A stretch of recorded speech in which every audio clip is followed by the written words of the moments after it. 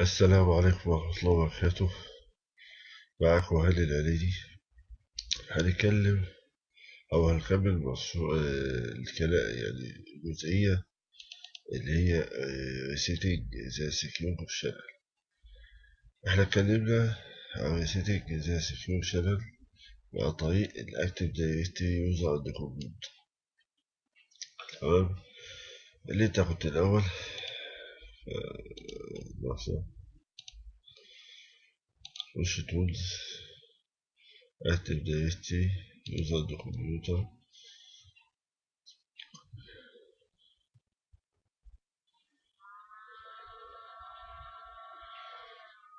تقوم فاتح اللي هو الكمبيوتر، وتقوم رايت كليك على الجهاز وتقول له ايه ريست اكونت. تمام. تاني حاجة اتكلمنا عنها دي اس مود. اتكلمنا عن دي اس مود، ده أمر كنت بتستخدمه في الكوماند عشان يقوم عملية ريسيتنج ايه سكيوشن. في أمرين، في تلات حاجات. في ان تي دوم، دي يعني كوماند، وان ال تيست كوماند، وويندوز باور شيل. كوماند يعني هو هيتكتب في الكوماند لاين، بمعنى صح زي ما كنت بتقول زمان لغة النص. تعال نشوف بس نتكلم عن اللي هي لينتو. يعني عملتها ولا لا؟ هوصلك للمرحلة دي. تعال، قال لك لينتو دي ايه السنتكس بتاعها. قال لك اللينتو اهي، الأمر مش عارف هو باين ولا اهو. لينتو ست ماشين نيم. الماشين نيم اللي هو الجهاز اللي هتعمل له سكيور شانل، اللي انت عاوز تعمله ست سكيور شانل، اللي هو جهاز بيبقى كلاينت. والدومين اللي هو بتكتب اسم الدومين، واليوزر نيم، والباسورد. ده طبعا اليوزر بتاعه يوزر مش عارف زيرو، وباسورد. تمام. تمام. قال لي في صيغة بحثت طبعا نت فلقيتها، فقال لي ليه دوم ريست كمبيوتر مش عارف دومين، وهنا بتكتب سيرفر واليوزر والباسورد. تمام. قال لك تمام.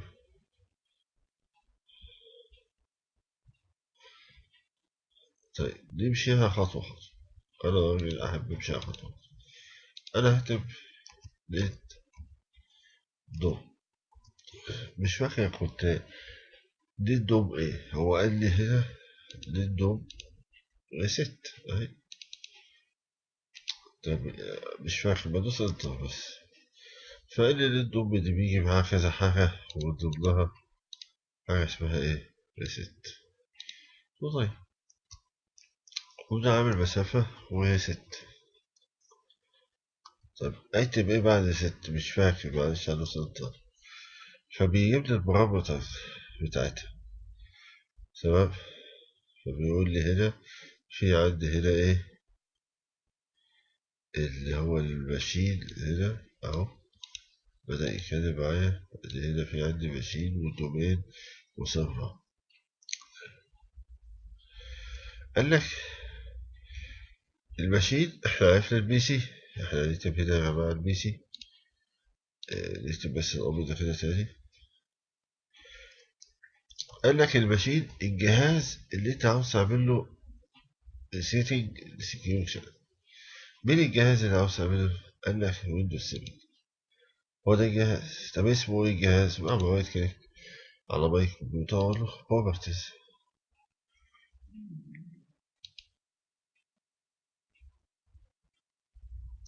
قام قال لي هنا بي سي، ده اسم الجهاز. فقلت له طب خلاص انا عرفت البي سي. ايه تاني في البارامترز؟ قال لك الدومين دي الدومين، تعمل سلاش وتكتب كلمة دومين. قال لي في حاجة حلوة أنا في الويب سايت هنا، قال لي بدل ما تكتب كلمة دومين اختصرها بكلمة الدي، وفر علينا وقت. قلت له ماشي كده كويس، أنا ما بحبش أقعد أكتب كتير. دوس حرف الدي وأعمل إيه؟ نقطتين واكتب بالعلي دي دوت كوم، ده اسم الدومين وادوس مسافة. قال لك بعد كده هتجيب السيرفر. السيرفر ده ايه؟ specify domain controller to use the establish the security، اللي هو الدومين كنترول، اللي هو الجهاز اللي محطوط عليه اللي بيلعب، اللي هو الاكتف دايركتري. تعالى بس اختصاره ايه الاس، بدل ما اقعد اكتب كلمة سيرفر بكتب هنا سلاش اس وادوس هنا نقطتين. طب اسم الجهاز، قال لك اللوكال بتاعي، فتحت اللي هو الويندوز سيرفر 2012، فقال لي اللوكال بتاعي اللي هو الجهاز اللي انا حاطط عليه الاكتف دايركتري الدومين كنترول اللي هو الدي سي، ده اسم الجهاز. فبقول له ماشي، وبتعمل الدي سي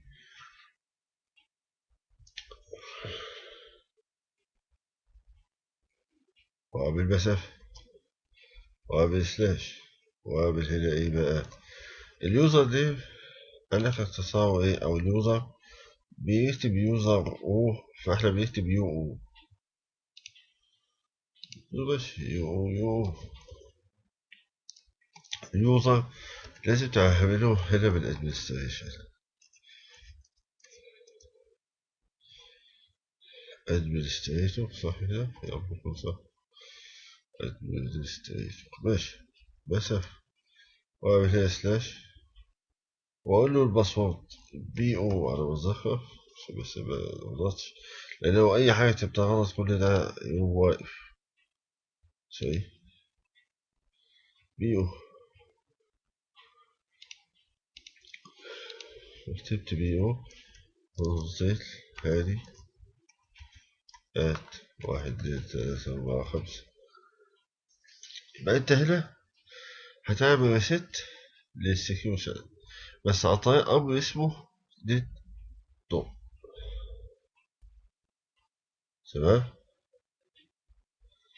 قال لي تمام، ده الأمر، ده الأمر بعد ما أنا إيه بص إيه ماشي يعني خلاص شكرا شكرا. أسود أسود أسود ماشي فين الأمر يبقى احنا كتبنا للدوم وتبدأ ست، تبدأ اسم الجهاز اللي هتعمل له السكيورتي اللي هتعمل له ست السكيورتي اللي هو جهاز الكلاينت اللي هو عندنا هنا في الويندوز 7 اللي هو اسمه ايه بي سي. تمام، واحد تاني واكتب اسم الدومين واكتب حرف الدي وعليه دوت كوم، ده اسم الدومين. مسافة سيرفر الجهاز اللي بنلعب عليه الاكتيف دايركتري اللي هو السيرفر ده اللي احنا عليه دلوقتي اللي احنا بنكتب عليه الامر. الامر ده كله ده بنكتبه على طريق السيرفر، بكتب الدي سي. واحد بيقول لي ممكن اعمله على جهاز القناة، انت ممكن تعمله على جهاز القناة بس هتخش بيوزر اللي هو الادمنستريتور، وبعد كده سلاش يو او وادمنستريتور وايه والسلاش بي او هادي مش عارف ايه النص انت هاز بين ريسيت يعني هو خلاص اتعمل له قبل كده ايه سكيور شانل خلاص وز دي سي إذا كوماند وبليز تكسر. خلاص أنا كده عملت عن طريق الأمر للدوم ريست للإيه للبي سي.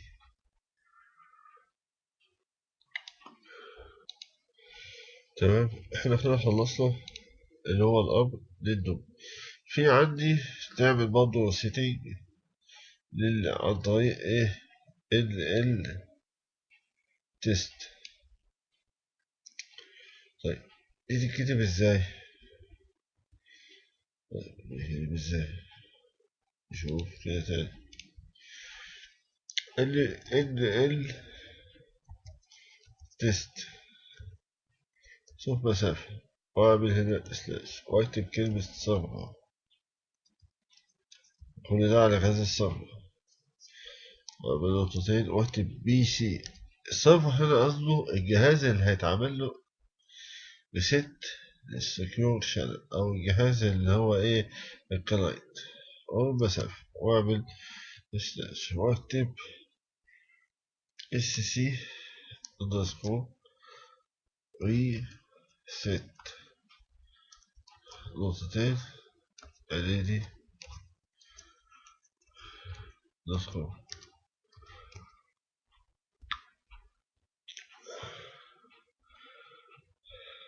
ونعمل ايه شرطة اللي هي العكس من سلاش دي سي. ايه اللي انت كتبته ده؟ ال تيست طبعا هي بتقوم، والليد دوب دي بتقوم حاجات كتير، هي السكيور شانل. في فصل هنتكلم عن الحاجات دي يعني شوية، ممكن تضيف في يوزر، ممكن تحذف يوزر، هنشوف الكلام ده. بس احنا بناخد الجزء الأمر ده اللي هو ال تيست بيعمل ريست للسكيور، ده هو بيعمل حاجات تانية كتير. طبعا مجرد انت تكتب ال تيست وعلامة استفهام وانت هيقول لك انت هو يعمل ايه. ممكن يعمل كويري، يعمل بحث، يبحث عن حاجة.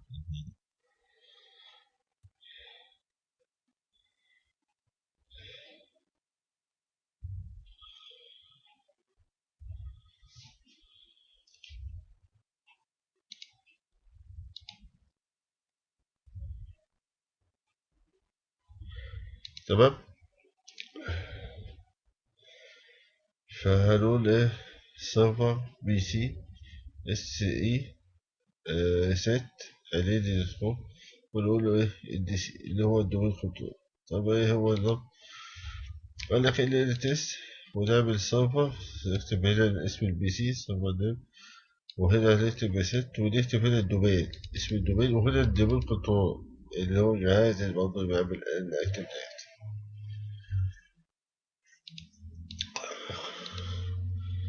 وندوس انتر هيديني ايه تمت العملية هنا بنرجع.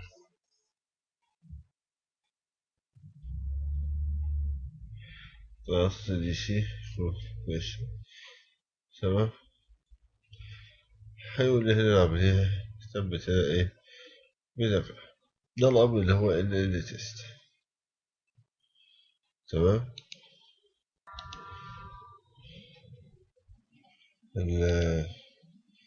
دلوقتي احنا اتكلمنا عن ريست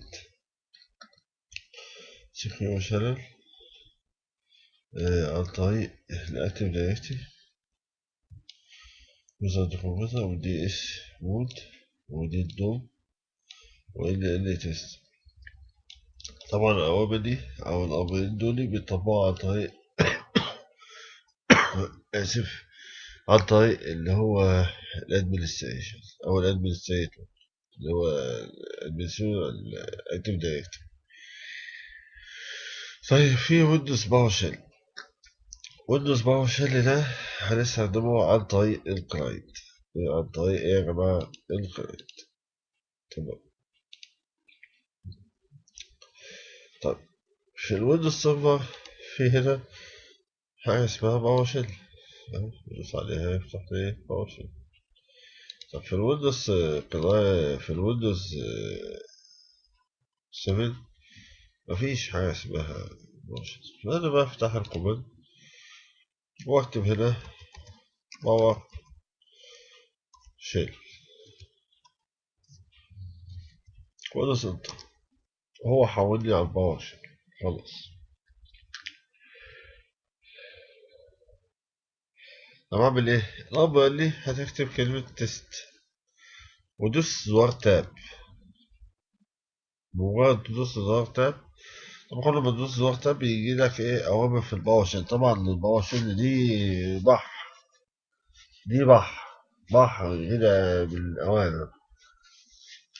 تمام. وادوس مسافة وأدوس إيه سلاش أو وأدوس زرار تاب. هو الميزة هنا في الكوماند لاين على باور شيل اللي أنت ممكن تكتب حرف وتدوس زرار تاب يجيب لك بقية الإيه الأمر بدل ما تقعد تكتبه، غير عكس الكوماند لاين. أنا لما طلعت من الكوماند لاين حتى مكتوب في الإيه فوق بكوماند لاين باور شيل، تمام. فهو مجرد ما ادوس تاب هو بيريحني بدل ما اقعد اكتب الامر، لان انا ممكن اغلط وانا بكتب الامر. حصل مني انا بغلط، هو هيحصل منك ان انت تغلط، ممكن يبقى كاتب الصيغه ومتاكد هي صح بس في حرف غلط. فانا بريحك في القصه دي الباور شيل، هو اللي بيعمل كده بنقول ايه هنا انت اداك كلمه تو يعني هو خلاص عمل ايه اللي هو ريسيتنج سيكيورشن، تمام. كده واضحه، كده واضحه. طيب يبقى احنا عملنا الويندوز سيرفر، عملنا سوري عملنا بالويندوز باور شيل الأمر اللي احنا اللي هو مكتوب دلوقتي تيست كمبيوتر سكيور شانل ريبير، تمام. قال لي ماشي، يبقى كده واضح اللي احنا بنستخدمه. طيب طبعا أنا فتح اللي هو اللي بيقولوا عليه البوك أو الكتاب اللي هو 70/410، الصفحة احنا 120 هو المفروض 400 وكذا. اسمه ده طبعا هو في كلام بيتكتب كتير، فاحنا ايه بنحاول نقولهم ونوفر عليك وقت ومجهود، تمام. هو لو انت عايز تنزله من على النت بتنزله عادي. طيب يبقى احنا عرفنا الويندوز باور شيل، اتكلمنا على السكريبشن، تمام. كده واضح بالنسبة لكم، تمام. احنا دلوقتي كده ننتهي من قصة اللي هو سكريبشن، والسلام عليكم ورحمة الله وبركاته.